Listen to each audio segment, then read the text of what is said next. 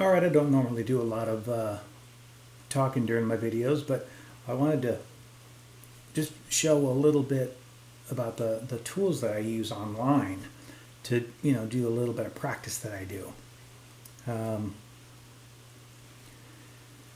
Backing tracks are super important for what I do, and what I'm trying to do is stretch myself into different scales.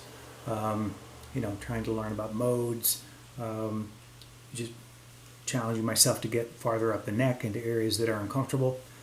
So let me flip the camera around here for a minute. All right.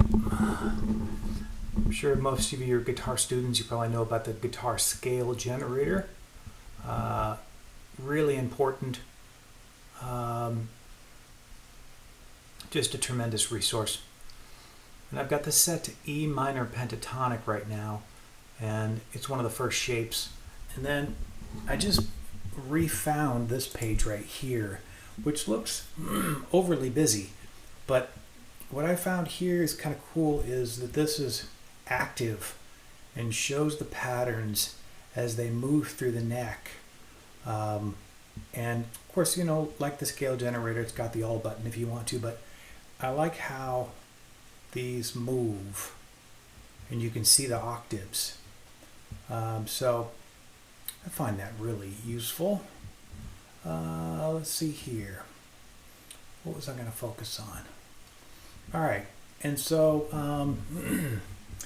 here's the Black Star. I've got it set on crunch, which sounds like it would be a hot heavy, but it's pretty delicate. A little bit of delay, a little bit of reverb.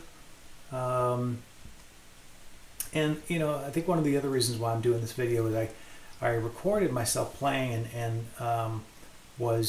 my level was not standing out above the backing track, and I like to stand out a little bit if I can, so I can identify where I'm keying in on the scales, and so let's see here. Put this back down. Now what I'm going to do, I'm going to throw on that backing track and just kind of meander a little bit. See how this recording comes out. And I am going to be on one of the two pages I just showed you, because I've been spending a lot of time in A minor, but this is an E minor, and I got on E minor just a week or two ago from a Paul Gilbert lesson that I was watching, and so let me just fire this thing off. Less talking, more fooling around with music.